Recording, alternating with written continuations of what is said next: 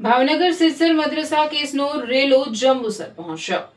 ભાવનગરના ગેરકાયદેસર મદ્રેસા કેસની તપાસ જંબુસર સુધી પહોંચી। ભાવનગર એસઓજીની ટીમ પોલીસ રિમાન્ડ હેઠળના મૌલાનાને સાથે રાખી જંબુસરના દારુલ કુરાન મદ્રસામાં પહોંચી તપાસ હાથ ધરી। ભાવનગર જિલ્લાના સિરસર વિસ્તારમાં ગેરકાયદેસર રીતે મદ્રેસા ચલાવવાના મામલે ચાલી રહેલી તપાસનો વ્યાપ હવે ભરૂચ જિલ્લાના જંબુસર સુધી પહોંચ્યો છે। પોલીસ રિમાન્ડ હેઠળ રહેલા મૌલાના મોહમ્મદ શરીફને સાથે રાખી ભાવનગર એસઓજીની વિશેષ ટીમ જંબુસર ખાતે આવેલ દારુલ કુરાન મદ્રસામાં પહોંચી તપાસ કરી રહી છે। મળતી માહિતી મુજબ સિરસરના 25 વાડિયા વિસ્તારમાં ગુજરાત હાઉસિંગ બોર્ડના મકાન નંબર 110, 111 અને 112માં હેતુફેર કરીને ગેરકાયદેસર રીતે મદ્રસા ચલાવવામાં આવતું હોવાનો ખુલાસો થયો હતો।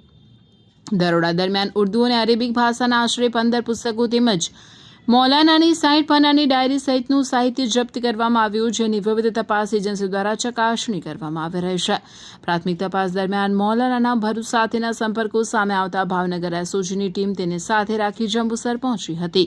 પોલીસ સૂત્રોના જણાવ્યા મુજબ મૌલાના ભાવનગર આવતા પહેલા ભરૂચમાં રહી અભ્યાસ કરતો હતો। તેના સંપર્કો, ગતિવિધિઓ અને સંભવિત નેટવર્ક અંગે માહિતી મેળવવા માટે ભરૂચ એસઓજી તથા સ્થાનિક પોલીસના સહયોગથી તપાસ કરવામાં આવી રહી છે।